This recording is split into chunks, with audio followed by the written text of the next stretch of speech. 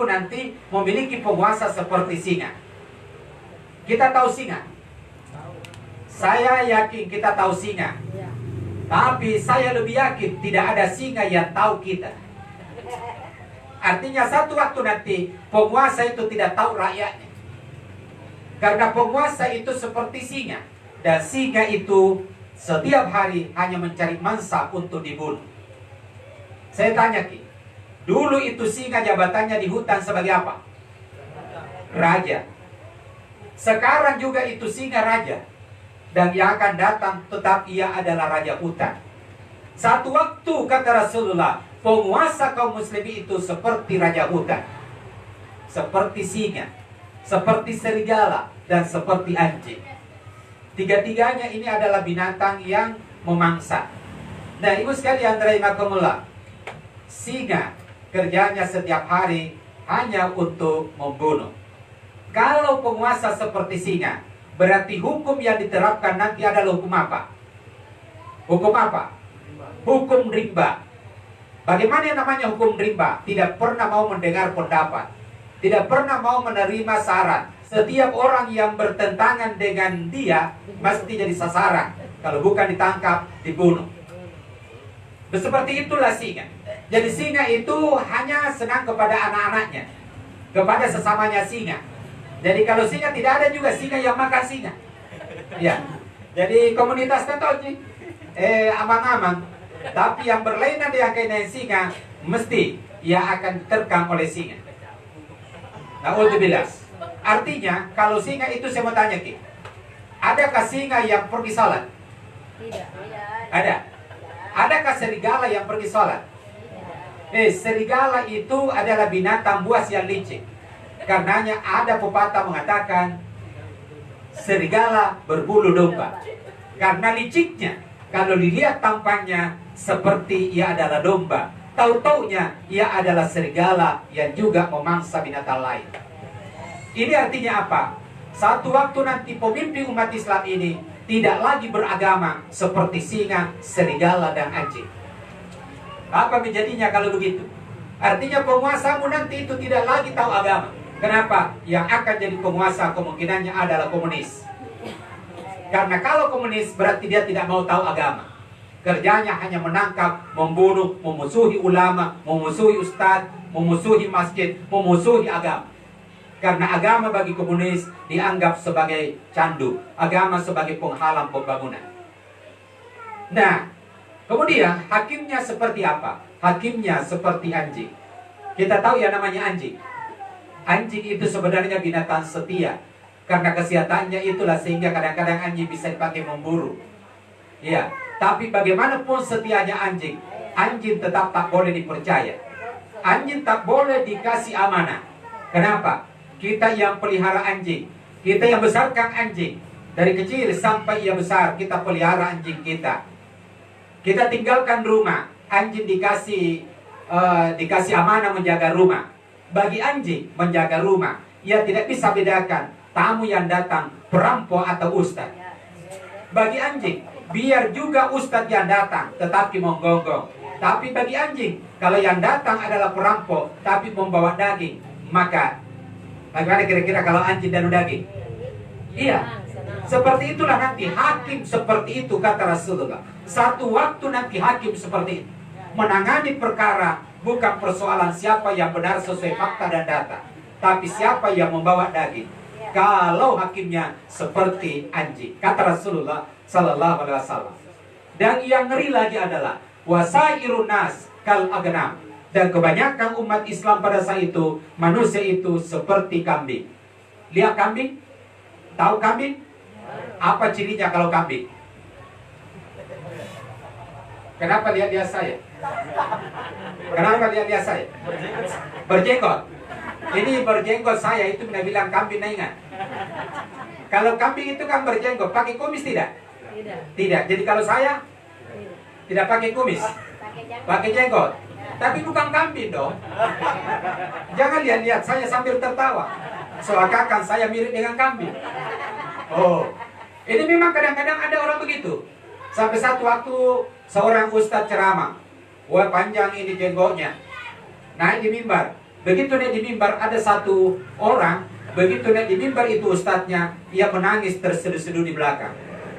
Menangis sampai selesai ceramahnya Pak Ustadz. Turun selesai ceramahnya Pak Ustadz. Ditanya itu orang, begitu ceramahnya tadi itu Pak Ustadz Pak. Pak gini ceramahnya, apa nakana? Nah karena bagus di ceramahnya. Nah bilang bagus ceramahnya itu Pak Ustadz. Nah bilang bukan soal ceramahnya bagus. Masalahnya begitu saya lihat Ustadz naik di mimbar, ku ingat itu kambingku yang hilang. Ini kurang ajar ini Ini orang yang punya kambing, dia Ustadz pakai jenggot, nah bilang, nah ingat kambingnya. Nah seperti itu. Kambing yang saya masukkan di sini adalah mentalnya orang seperti kambing. Umat Islam pada saat itu penguasanya seperti singa, menterinya seperti serigala, hakimnya seperti anjing, dan umat Islam pada saat itu seperti kambing. Kambing itu berapa banyak pun jumlahnya tidak mampu mengusir seekor serigala. Mau 1000 kambing, mau 1.000.000 kambing, tidak pernah ada serigala takut dengan jumlah banyaknya itu kambing. Artinya satu waktu nanti umat Islam tak punya daya, tak punya kekuatan. Jumlahnya banyak, tapi tetap dia dikuasai oleh seekor serigala. Tidak pernah ada serigala yang mati gara-gara diborongi sama kambing. Tapi kambing habis gara-gara disantap serigala, dimakan singa, dan dimakan anjing. Oleh karena itu hadirin sekalian rahimakumullah, mudah-mudahan zaman yang seperti ini belum terjadi di alam kita atau di zaman kita, demikian juga di zaman anak-anak kita. Hikmah takziah yang dibawakan oleh Bapak Dr. Andes Kiai Haji Mustariago dan ditutup dengan pembacaan doa. Kepada Pak Kiai dipersilakan. Assalamualaikum warahmatullahi wabarakatuh. Alhamdulillah Rabbil Alamin Alladhi khalaqal mauta wal hayata liyabluwakum ayyukum ahsanu amala wa huwal azizul ghafur. Salatu wassalamu ala asyrafil anbiya wal mursalin wa ala alihi wa ashabihi ajma'in. Amma ba'd. Bapak dan Ibu sekalian, jamaah takziah rahimakumullah, oleh Allah Subhanahu wa taala, pada malam ini kita semua dipertemukan di tempat ini sehubungan dengan telah berpulangnya ke rahmatullah orang tua yang kita cintai, bapak kita, nenek kita, kakek kita, almarhum Abdul Malik Haji Malik Suwardi. Doa kita menyertainya, mudah-mudahan almarhum semua dosa-dosanya diampuni oleh Allah, amin. Seluruh amal ibadahnya semoga diterima baik di sisinya. Dan segenap keluarga tercinta yang ditinggalkan almarhum, mudah-mudahan tetap dalam keadaan bersabar, bertambah iman dan takwanya. Dan kepada kita yang hadir pada malam ini, mudah-mudahan kita bisa mengambil hikmah ataukah mengambil manfaat dari acara takziah pada malam hari ini. Kepada Rasulullah SAW tidak lupa kita membaca salawat sebagai tanda cinta kita kepadanya. Allahumma salli ala Muhammad. Semoga keselamatan, kebahagiaan dan kesejahteraan Allah selalu limpahkan, curahkan kepada Rasulullah Sallallahu Alaihi Wasallam. Juga semoga keselamatan itu Allah juga berikan kepada segenap keluarga dan sahabat-sahabat Rasulullah Sallallahu Alaihi Wasallam. Dan tidak terkecuali harapan kita, mudah-mudahan keselamatan itu pula Allah curahkan kepada kita semua, pengikut-pengikut Muhammad Sallallahu Alaihi Wasallam, umat yang senantiasa istiqamah di jalannya, melaksanakan apa yang dicontohkan oleh Rasulullah Muhammad Sallallahu Alaihi Wasallam. Selanjutnya bahwa almarhum meninggalkan 10 orang putra putri, cucu 23 orang. Ya alhamdulillah, almarhum meninggalkan keluarga yang tentu diharapkan anak dan cucu almarhum ini menjadi anak cucu yang saleh dan salehah. Kalau menjadi anak saleh dan salehah, maka almarhum pasti menyesal kenapa hanya 10 anaknya. Ya, mesti menyesal kenapa hanya 10. Andaikan bisa 20 anak, kenapa hanya 23 orang cucu? Andaikan bisa 100, kalau menjadi soleh. Cuma kalau anak putra putri kita menjadi salah, maka tentu sekalipun satu kita menyesal punya satu. Jadi kalau anak menjadi baik, saleh dan saleha, maka kita selalu ingin lebih banyak. Ya mudah-mudahan sekali lagi anak-anaknya almarhum menjadi anak-anak yang saleh dan saleha. Karena kalau ia menjadi anak yang saleh dan saleha, lalu ia mendoakan almarhum, maka ini tidak ada yang bisa menghalangi doa itu sampai kepada Allah Subhanahu wa taala. Ini bagusnya kalau anak-anak kita menjadi anak-anak yang saleh dan salehah. Jadi mudah-mudahan kita juga semua memiliki anak yang banyak. Jadi 2 anak tidak cukup, 3 boleh saja, 4 sehat, 5 sempurna, 6 halal, 7 tambah lagi. Nah begitu. Ya, jadi tidak apa-apa. Alhamdulillah saya pribadi, saya sendiri, Allah sudah takdirkan saya bersama keluarga. Belum banyak sih anak karena baru 12 orang. Jadi ini anak baru 12 orang. Ya harapan saya juga mudah-mudahan anak-anak ini menjadi anak-anak yang saleh dan salehah. Untung saya tidak KB. Kalau saya KB tidak ada nih anakku. Kenapa? Sudah meninggal 2 orang. Jadi saya tidak pusing karena meninggal 2 orang masih ada 10. Ya pusing kalau 2 anak nah meninggal semua. Nah, itu. Makanya saya bilang 2 anak tidak cukup, 3 boleh saja, 4 sehat, 5 sempurna, 6 halal, 7 tambah lagi. Orang kalau sudah meninggal, harapannya itu adalah doa dari anak-anaknya. Jadi harapan orang-orang yang meninggal yang senantiasa ditunggu di alam kubur sampai di alam akhirat. Di alam kubur saat ini adalah doa dari anak-anaknya. Karena kalau sampai pindah ke alam akhirat, tidak ada lagi anaknya di dunia. Jadi ini di alam kubur ini menanti. Di alam kubur ini menunggu. Jadi selama masih di alam kubur, maka anak-anaknya masih bisa untuk mengirim doa, masih bisa mendoakan almarhum sampai datangnya hari kiamat.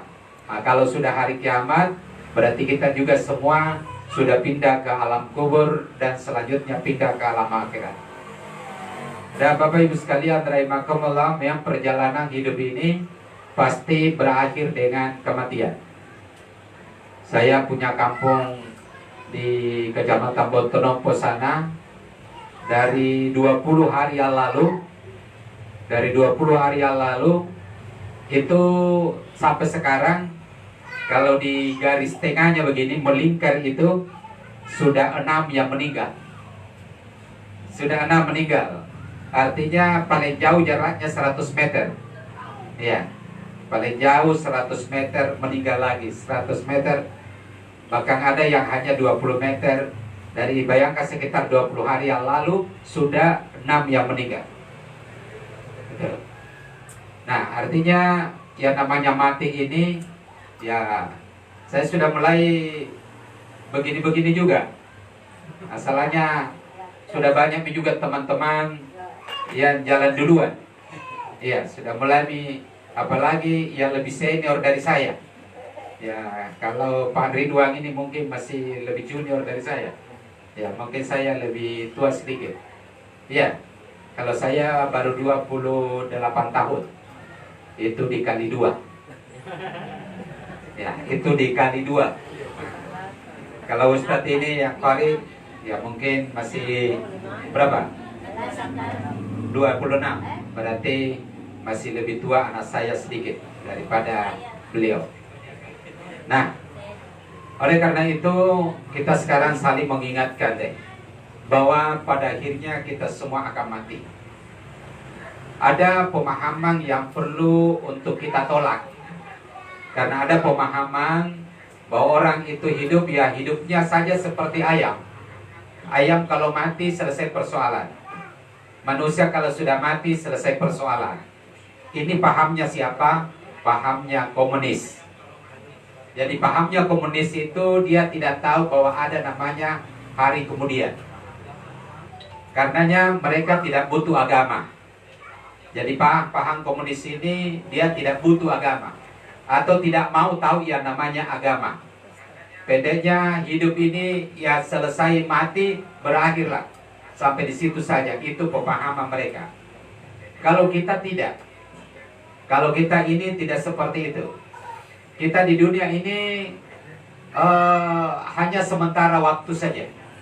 Karena yang kita yakini, kita imani ada 5 alam.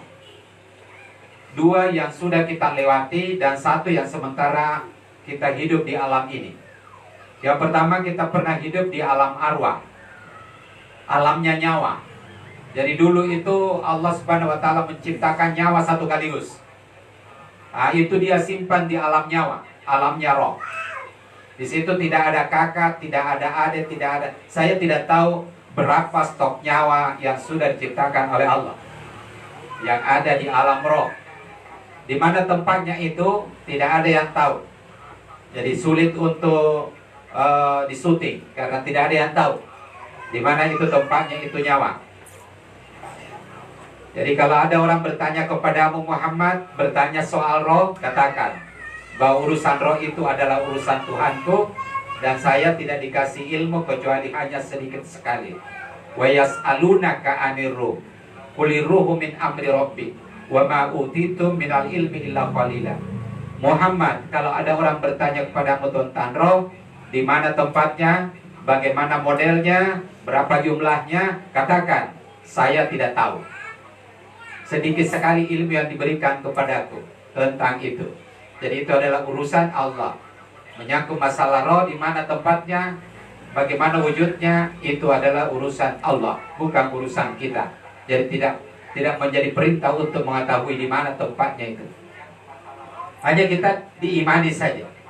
Sesudah di alam roh itu, maka kita pindah masuk ke alam rahim. Jadi kita pindah ke alam rahim. Dalam kandungan. Di kandungan ibu ini yang tahu seperti apa makhluk yang pernah ada dalam rahimnya. Bagi ibu yang pernah mengandung. Orang hidup di dalamnya itu.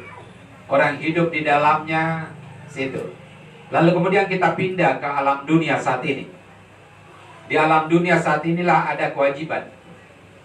Di alam dunia inilah ada perintah untuk dilaksanakan. Ya kalau orang masih di dalam rahim ibunya, maka itu belum ada perintah untuk beribadah. Jadi semua sama. Posisinya semua sama.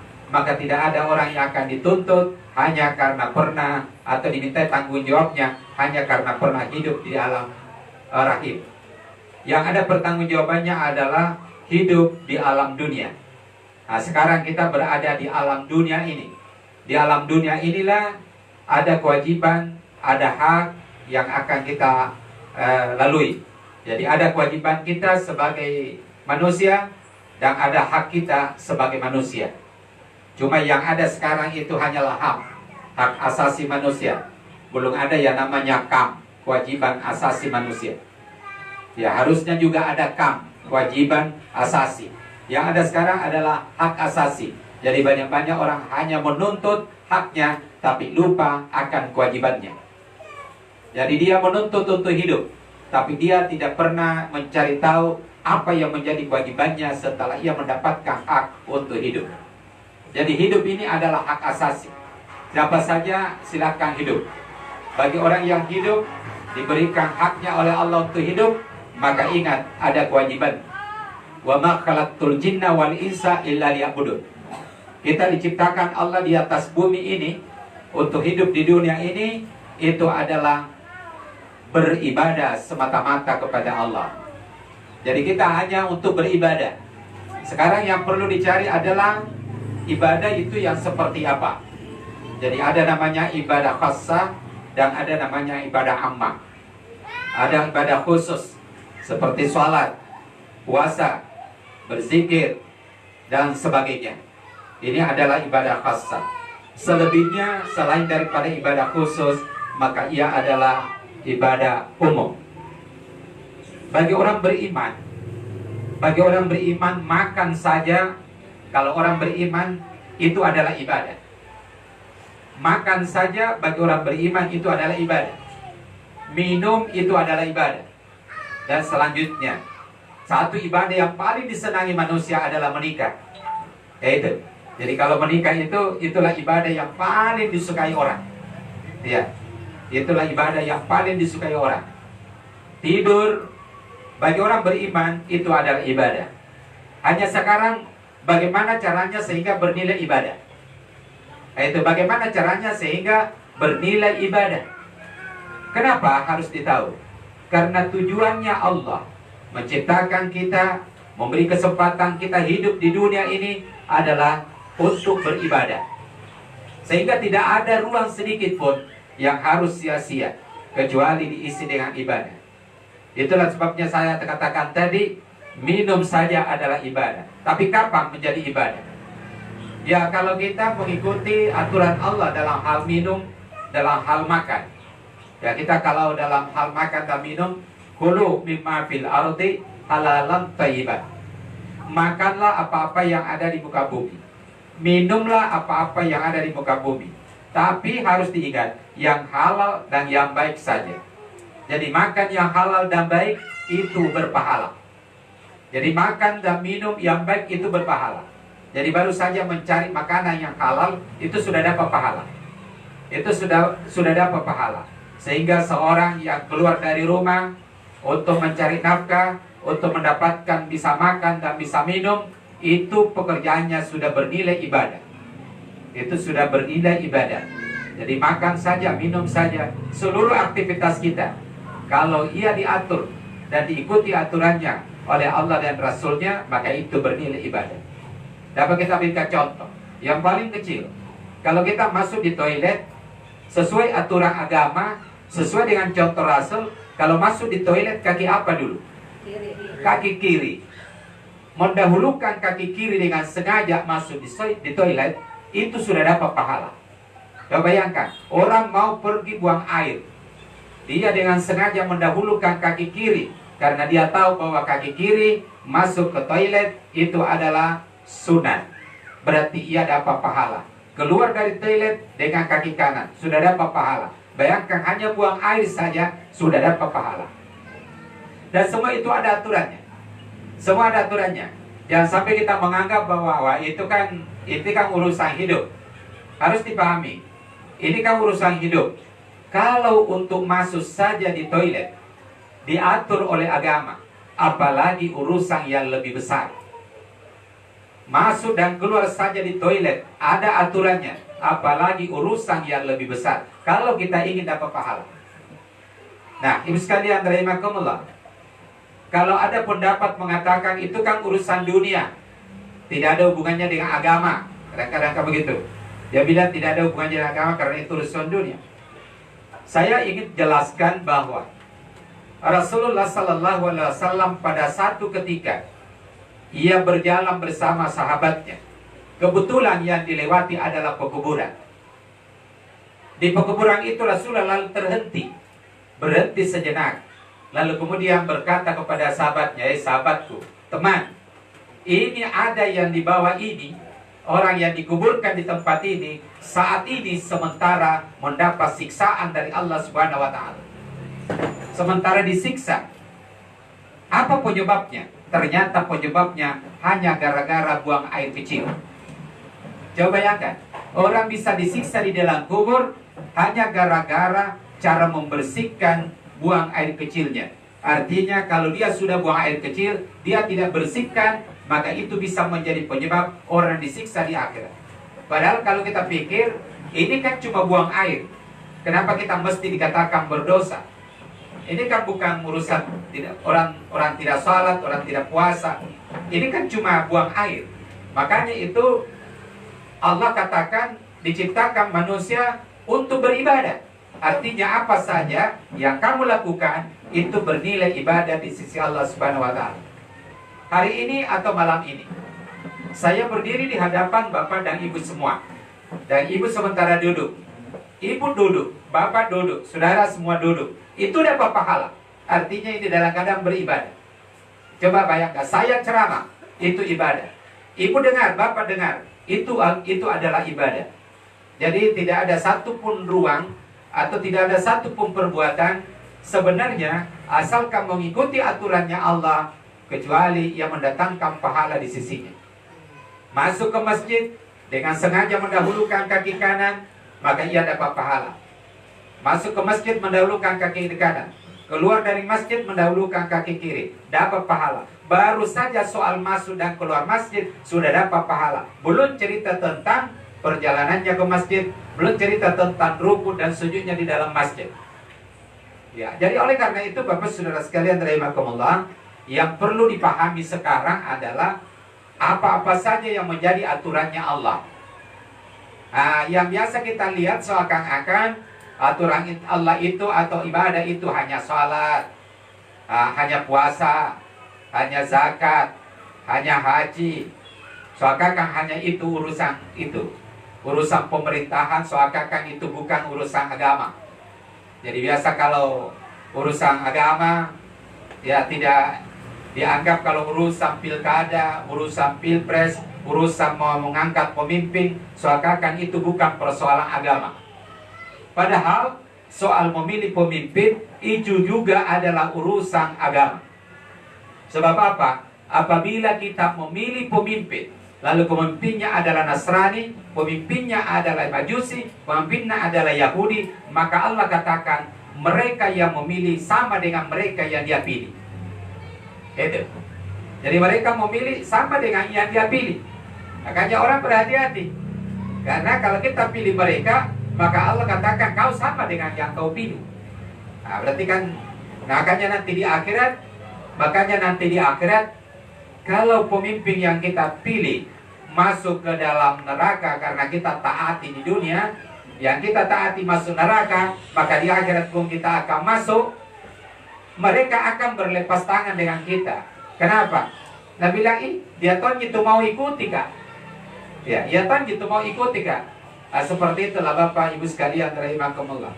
Oleh karena itu disinilah pentingnya memahami Al-Quran sebagai pedoman dalam kehidupan ini. Al-Quran ini yang harus dipedomani. Ya, jadi persoalan kalau Al-Qurannya ini kan pakai bahasa Arab, baru kemudian tidak diterjemahkan. Sudah lagi diterjemahkan karena perlu lagi penafsiran. Berarti kalau begitu perlu guru, perlu orang yang akan menjelaskan ayat demi ayat, surah demi surah, dan akhirnya mengambil kesimpulan.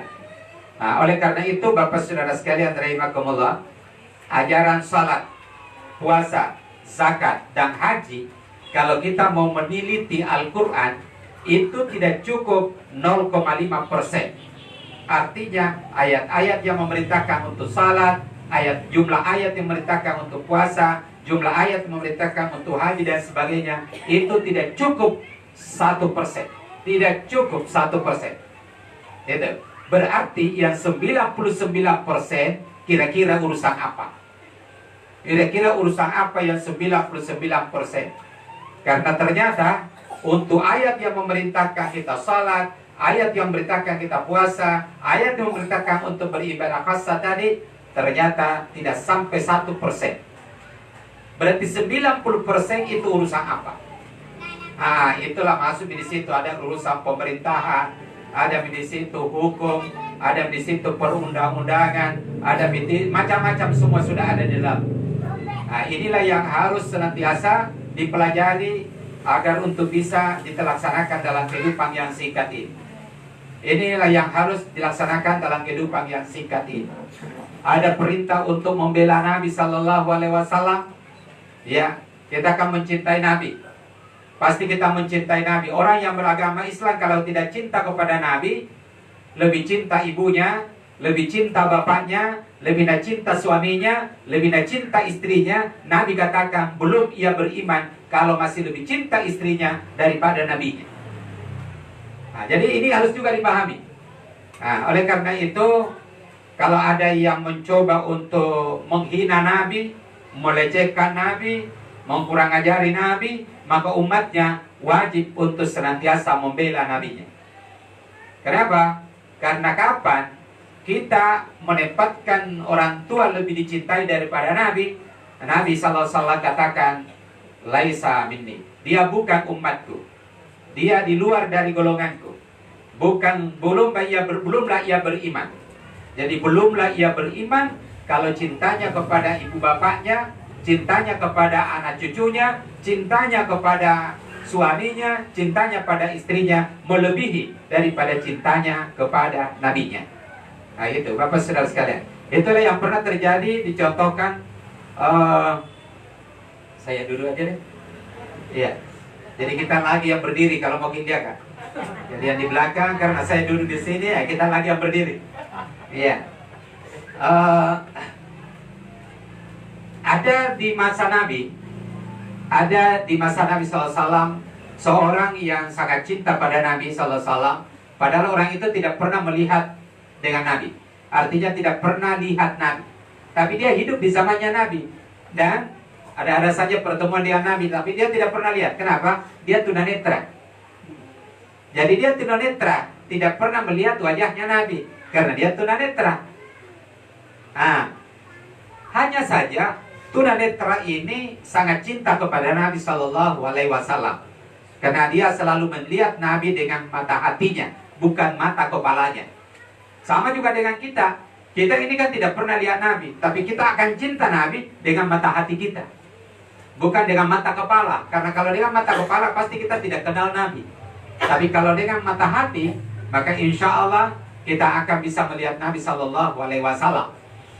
Nah, ada satu hal di mana tunanetra ini sangat mencintai istrinya. Istrinya cantik.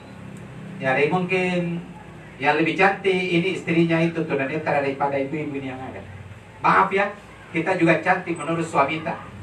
Ya, kita juga cantik menurut suami kita. Tapi Rasulullah Sallallahu Alaihi Wasallam pada saat itu ada sahabatnya yang tunanetra punya istri, istrinya cantik. Tapi ada satu ujian, istrinya cantik tapi punya akhlak yang tidak baik. Artinya suka menggunjing Nabi. Jadi Nabi selalu dicerita jeleknya. Jadi dia ini selalu mencerita jeleknya Nabi. Bahkan sampai menjelang tidur sekalipun kadang-kadang masih mencerita kejelekannya Nabi Sallallahu Alaihi Wasallam. Sementara suaminya sangat cinta kepada Nabi. Nah sekarang kan jadi Jadi pilihan mana yang dipilih nih? Pilih Nabi, sementara istrinya juga dia cintai. Cintai istrinya. Nah dia selalu memaki-maki Nabi, selalu mencerita buruk Nabi. Yang mana memang dipilih ini? Maka dia lalu memberi nasihat kepada istrinya. Wahai istriku, cukuplah sudah kau memaki-maki Nabi. Kalau engkau mau merendahkan seorang, cukuplah aku suamimu engkau rendahkan. Tapi jangan Nabi engkau rendahkan. Jangan Nabi kamu tidak hargai. Cukuplah kalau kau tidak mau menghormati orang, sayalah yang kau tidak hormati, tidak apa-apa. Sekalipun saya adalah suamimu. Yang penting Nabi ini hormatilah dia, cintailah dia. Tapi dasar ini perempuan, karena kebetulan perempuannya juga cantik. Ini muncul ini orang tunanetra ini. Dia tunanetra tapi cantik istrinya. Jadi dia juga sangat cinta dan juga ada anaknya. Ada anaknya.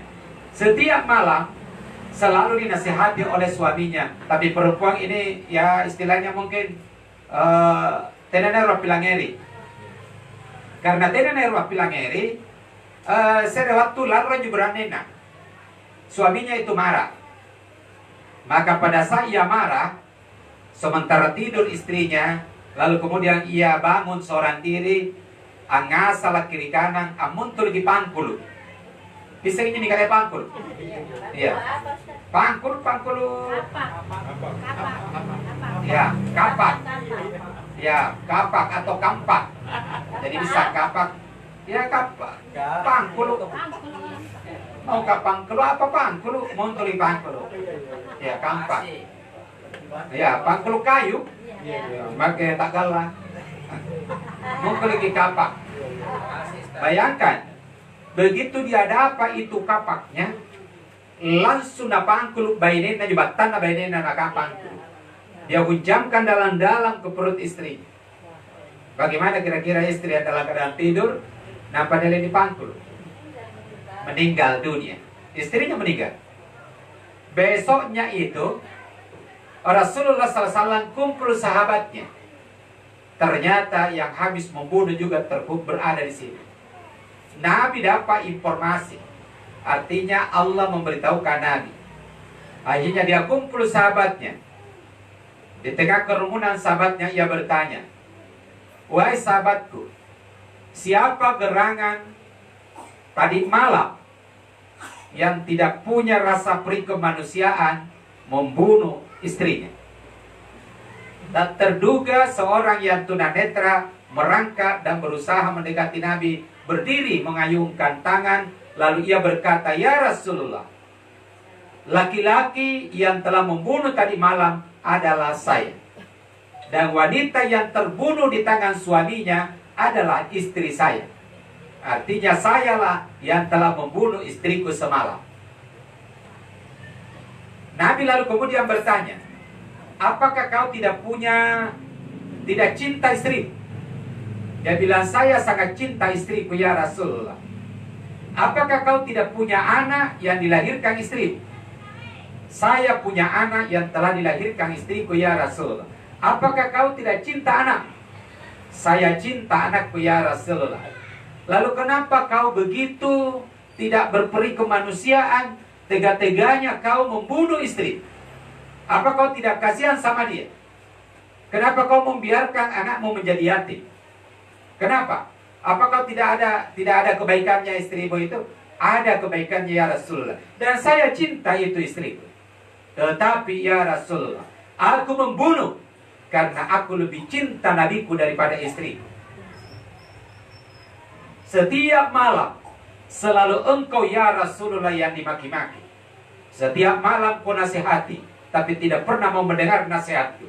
Maka saya membunuh dia ya Rasulullah. Saya bunuh dia karena saya cinta nabiku, sementara dia memaki-maki nabiku." Apakah Nabi marah? Nabi berkata bahwa wanita yang terbunuh tadi malam di tangan suaminya, darahnya halal. Darahnya halal. Makanya bapak-bapak, kalau ada istri teh coba-coba maki-maki Nabi, bagaimana? Pangkuluki. Makanya jangan heran kalau yang terjadi di Perancis itu, seorang guru sejarah lagi mengajar di dalam kelas, baru nak kasih lihat karikatur penghinaan terhadap Nabi.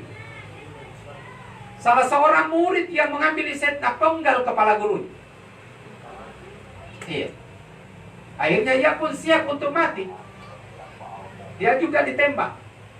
Nah, oleh karena itu ibu sekalian, begitulah Nabi SAW. Jangan coba-coba ada yang mencoba untuk menghina Nabi, untuk merendahkan Nabi SAW. Kalau Nabi sendiri direndahkan, ya mungkin dia tidak marah, tapi umatnya ini wajib untuk membela Nabi. Iya, itulah pentingnya agama ini diketahui. Jangan sampai Nabi kita dimaki-maki orang, kita tetap diam. Padahal Rasulullah sudah katakan, barang siapa yang cintanya kepada ibu bapaknya, cintanya kepada anak cucunya melebihi daripada cintanya kepada nabinya, belumlah ia dianggap beriman. Kalau belum dianggap beriman, berarti salatnya sia-sia, puasanya sia-sia, zakatnya, hajinya, semua jadi sia-sia. karena dianggap belumlah ia beriman. Nah, satu lagi, bahwa Rasulullah Sallallahu Alaihi Wasallam memiliki banyak sahabat. Bahkan sahabatnya Rasulullah yang meninggal dan dikuburkan di pekuburan Baqi itu sampai 10.000 orang. Jadi sahabatnya Rasulullah yang dikuburkan di Baqi itu ada 10.000 orang dikuburkan di pekuburan Baqi di Madinah itu. Iya.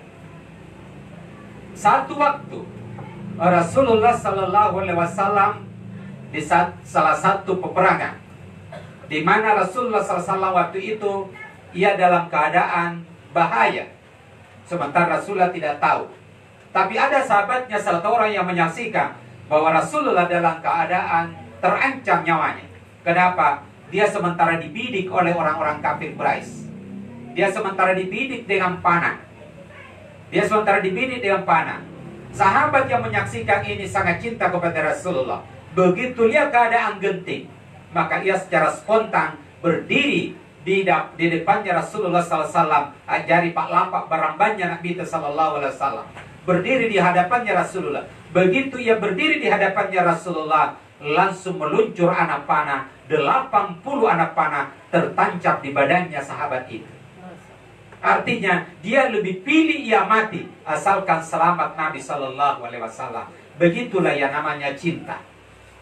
Jadi kalau kita dicintai seorang, ya dia mau mati demi kita. Suami kalau cinta istri pasti mau mati yang namanya suami, karena dia mencintai istrinya. Demikian juga istri yang cinta kepada suaminya pun demikian halnya. Nah, oleh karena itu Bapak Ibu sekalian, rahimakumullah, mudah-mudahan kita semua menjadi orang-orang yang cinta kepada Rasulullah SAW. Hidup di dunia ini hanya untuk sementara. Kalau kita cinta kepada Rasulullah, man ahabbani kana ma'i fil jannah. Barang siapa yang cinta kepadaku, kata Rasulullah, maka ia akan bersamaku di dalam sorga. Bayangkan kalau kita bisa hidup bersama dengan Rasulullah Sallallahu Alaihi Wasallam di dalam sorga.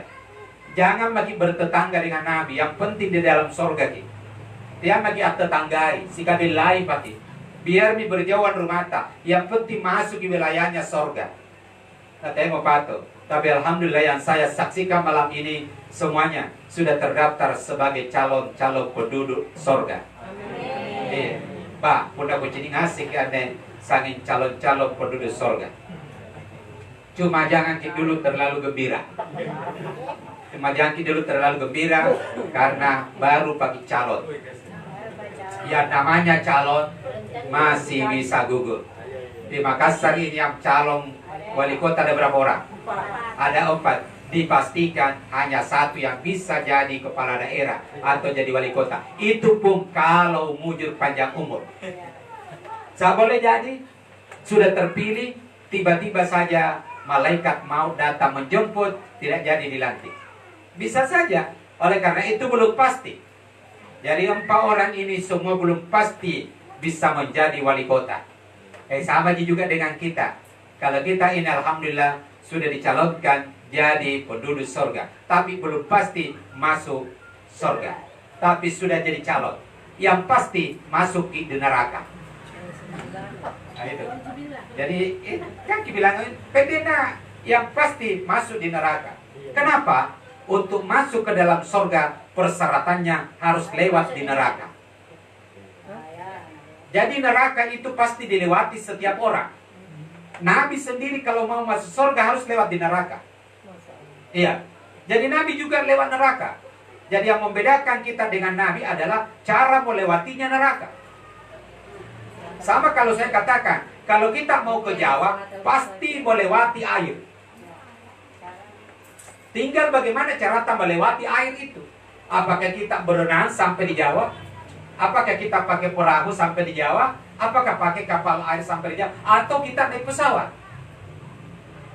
Seperti itu. Rasulullah SAW juga melewati neraka. Cuma caranya melewati mungkin seperti kilat saja. Begitu cak, niat dibalik ya. Kapten dia tahu jaya dosa, sahabat janji dosa. Kamu dah kucing ngasih kan ini akan dibangia. Kipau pramama. Iya. Jujur makan bicara, saking paparin dosa ki kucing. Iya. Termasuk ada tuh ceramahnya. Iya. Kenapa? Rasulullah sendiri pernah bersabda, kullu bunu Adam khata Setiap anak cucu Adam adalah tukang bikin dosa. Setiap anak cucu Adam adalah tukang bikin dosa. Jadi kita semua ini kan anak cucunya Adam, berarti tukang bikin dosa. Iya. Jadi kita semua anak cucunya Adam itu suka bikin dosa. Jangan lagi bilang sekarang. Dulu saja orang bikin dosa. Dulu. Apalagi sekarang. Sekarang ini kita beli HP, beli satu dapat semua. Isinya mulai yang halal sampai yang haram. Yang mengajak kita masuk neraka justru lebih kencang daripada yang mengajak kita masuk surga. Iya, gampang sekali orang terjebak. Nah, bicara soal dosa, kita semua ini udah kucing ngasih tanjata. Bah, sangin papare dosa. Termasuk ada itu cara main. Jangan hati-hati sekarang karena kecanggihan teknologi, satu kali kita bikin dosa bisa terus menerus itu dosa mengalir. Bayangkan, ini kan direkam ini. Kalau saya ajak ke neraka, berarti saya dosa. Setiap diputar, setiap dilihat ini, itu tersimpan terus. Mungkin sampai mati bagi semua ini masih bisa bicara itu apa yang pernah kita katakan. Ada yang pernah katakan bahwa suara kidung itu lebih merdu daripada suara azan. Nah, karena konde lebih indah daripada jilbab, cadar. Itu kan pada dosa aja. Atau karena ketuhanan yang Maha Esa diganti saja menjadi ketuhanan yang berkebudayaan. Ini kan pun karena ketuhanan yang berkebudayaan, kamu karena berupa tahu ini jelas berbudaya. Iya. Kenapa Tuhan yang berkebudayaan? Bukan Tuhan itu yang maha kuasa dalam segala hal. Yang berbudaya itu kan adalah manusia yang punya budaya, punya karya, punya apa yang dia lakukan. Tapi kalau Tuhan, idza arada syai'an ayyakula lahu kun fayakun. Apa yang dia inginkan cuma berkata, jadilah, maka jadilah ia. Nah, oleh karena itu, Bapak dan Ibu sekalian rahimakumullah, sungguh teramat banyak hal-hal yang perlu dijelaskan bagi umat ini sebenarnya. Kenapa? Isi kandungan Al-Quran itu ternyata setelah diteliti sampai hari ini yang diamalkan dalam Al-Quran itu, isi Al-Quran yang diamalkan sekarang tidak cukup 20% dari isi kandungan Al-Quran yang diamalkan. Berarti lebih 80% dari kandungan Al-Quran saat ini belum diamalkan. Memang dibaca, karena ada orang menghafal 30 juz, ada yang menghafal 10 juz, ada yang 5 juz, 20 juz, 25 juz, dan seterusnya. Tapi baru sebatas dihafal. Ya, jangan bagi bilang kita saja ini, Menteri Agama saja pemahaman agamanya masih dipertanyakan sampai hari ini. Iya kan? Masih dipertanyakan. Itu sudah Menteri Agama. Bagaimana yang hanya menjadi rakyat seperti kita semua? Menteri Agama saja dia persoalkan pakai celana cingkrang. Iya, ini kan pakai celana cingkrang. Masa yang pakai celana cingkrang dipersoalkan? Yang tidak bercelana dibiarkan. Na'udzubillah, tuh mana na'udzubillah. Ini kan pemahaman-pemahaman yang mana perintah untuk membaca Al-Quran, malah orang-orang yang menghafal Al-Quran, yang hafiz, yang good looking seperti ini good looking ini, bukan bad looking ini. Kalau yang bad looking itu ya mungkin wajahnya seperti dare, itu bad looking itu. Pernah jangan tanjak dare nih, bad looking. Tapi kalau yang begini gagah orangnya, suaranya bagus, mengajinya bagus, malah dicurigai. Berawal-awalnya hanya menjadi imam, jadi imam dia. Itu jadi imam. Bisa lama-lama jadi imam, jadi pengurus masjid. Jadi pengurus masjid bagi juga. Bisa-bisa diganti dengan pegawai negeri. Ya. Oleh karena itu Ibu sekalian rahimakumullah, inilah Islam yang harus kita pelajari dan pelajari terus menerus. Iya. Masih teramat banyak ajaran Islam yang tidak dipraktekkan sampai hari ini. Masih teramat banyak. Cuma sayang tidak akan bisa dijelaskan hanya lewat takziah seperti ini. Saya ingin tutup ceramah saya ini dengan membaca hadis Rasulullah SAW yang jarang sekali kita dengar hadisnya. Tapi sengaja saya mau sampaikan, siapa tahu kita bisa menerka-nerka kira-kira kapan terjadi apa yang disampaikan Nabi itu. Tapi doa kita mudah-mudahan apa yang pernah disampaikan Nabi SAW itu tidak terjadi pada era kita semua dan era anak-anak kita. Rasulullah SAW pernah bersabda, saya ati zaman ala ummati, akan datang nanti satu zaman pada umatku. Insya Allah hadis ini jarang didengar. Saya ati zaman ala ummati, akan datang nanti satu zaman pada umatku. Salatinuhum kal asadi. Pada saat itu kata Rasulullah, umatku memiliki pemimpin seperti singa. Jadi pemimpinnya seperti singa. Wa wuzura'uhum kazibi, dan pembantu-pembantunya, menteri-menterinya seperti serigala. Kudu'uhum kal kalbi, dan penegak hukumnya, hakim-hakimnya seperti anjing. Wazairun nas kal aganam, dan pada saat itu umat Islam kebanyakan seperti kambing. Fakaifa ya'isul ganam minal asadi wazibbi wal kalbi. Bagaimana mungkin kambing bisa hidup tenang di tengah-tengah kerumunan singa, serigala, dan anjing? Biasa kedengar gini hadisnya?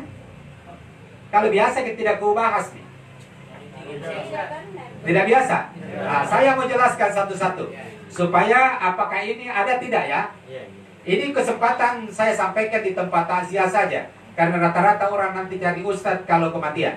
Jadi kita itu ustadz tunggu-tunggu mami siapa lagi yang mati. Ya, baik.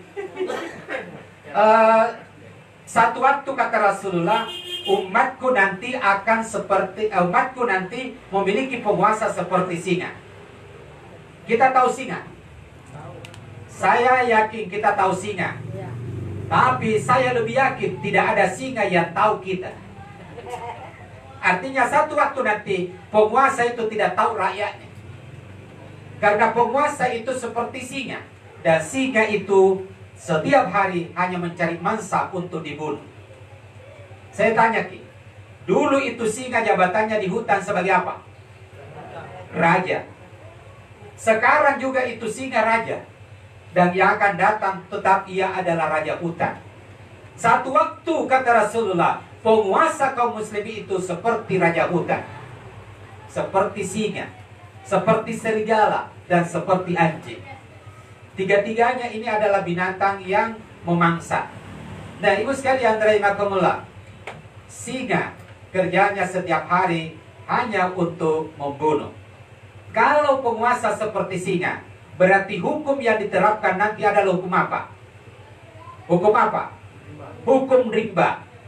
Bagaimana yang namanya hukum rimba? Tidak pernah mau mendengar pendapat, tidak pernah mau menerima saran, tidak pernah mau, pendeknya setiap orang yang bertentangan dengan dia mesti jadi sasaran. Kalau bukan ditangkap, dibunuh. Seperti itulah singa. Jadi singa itu hanya senang kepada anak-anaknya, kepada sesamanya singa. Jadi kalau singa tidak ada juga singa yang makan singa. Ya. Jadi komunitas tahu sih, aman-aman. Tapi yang berlainan dengan kainan singa, mesti ia akan diterkam oleh singa. Na'udzubillah. Artinya kalau singa itu, saya mau tanya Ki, adakah singa yang pergi salat? Tidak. Ada. Adakah serigala yang pergi salat? Serigala itu adalah binatang buas yang licik. Karenanya ada pepatah mengatakan serigala berbulu domba. Karena liciknya, kalau dilihat tampangnya seperti ia adalah domba, tahu-taunya ia adalah serigala yang juga memangsa binatang lain. Ini artinya apa? Satu waktu nanti pemimpin umat Islam ini tidak lagi beragama seperti singa, serigala, dan anjing. Apa menjadinya kalau begitu? Artinya penguasamu nanti itu tidak lagi tahu agama. Kenapa? Yang akan jadi penguasa kemungkinannya adalah komunis. Karena kalau komunis berarti dia tidak mau tahu agama. Kerjanya hanya menangkap, membunuh, memusuhi ulama, memusuhi ustadz, memusuhi masjid, memusuhi agama. Karena agama bagi komunis dianggap sebagai candu, agama sebagai penghalang pembangunan. Nah, kemudian hakimnya seperti apa? Hakimnya seperti anjing. Kita tahu ya namanya anjing. Anjing itu sebenarnya binatang setia. Karena kesehatannya itulah sehingga kadang-kadang anjing bisa dipakai memburu. Iya, tapi bagaimanapun setianya anjing, anjing tetap tak boleh dipercaya. Anjing tak boleh dikasih amanah. Kenapa? Kita yang pelihara anjing, kita yang besarkan anjing. Dari kecil sampai ia besar, kita pelihara anjing kita. Kita tinggalkan rumah, anjing dikasih amanah menjaga rumah.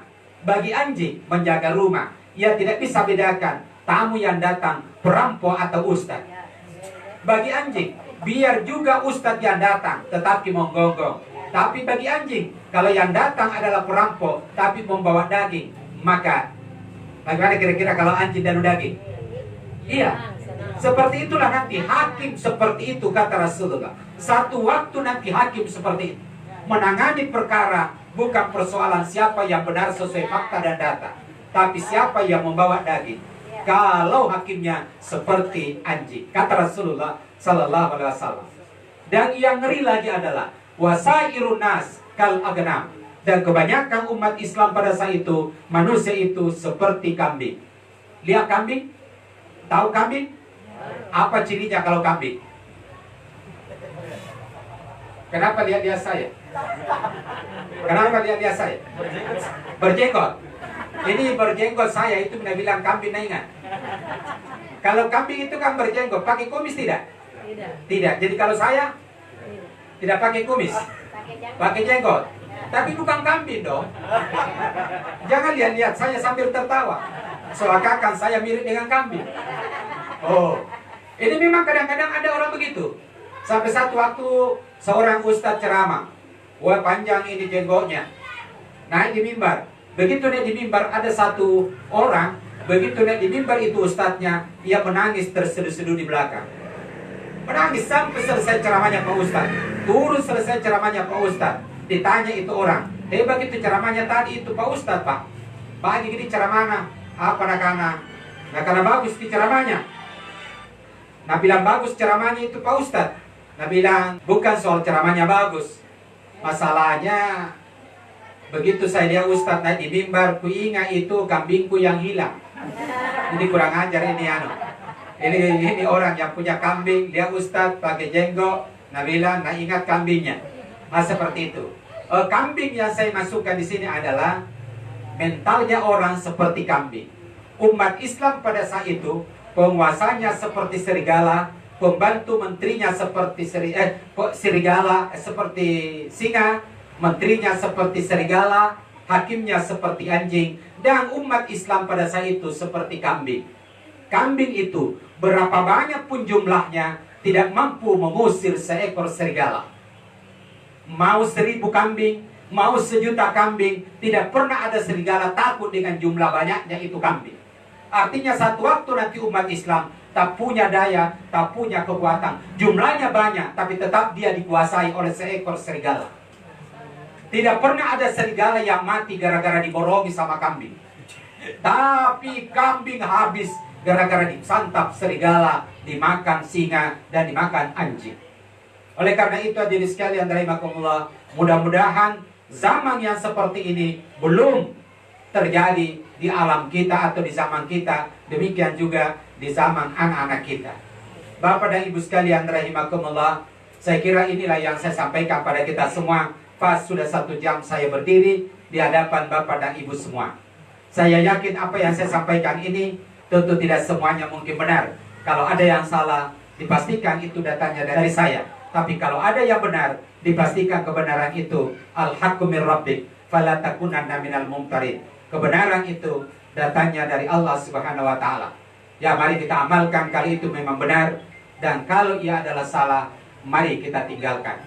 Bapak dan Ibu sekalian rahimakumullah, pada akhirnya almarhum yang kita takziah, segenap anak cucu yang ditinggalkan almarhum, mari kita berdoa mudah-mudahan Allah Subhanahu wa taala mengampuni dosa-dosa almarhum. A'udzu billahi minasyaitonir rajim. Bismillahirrahmanirrahim.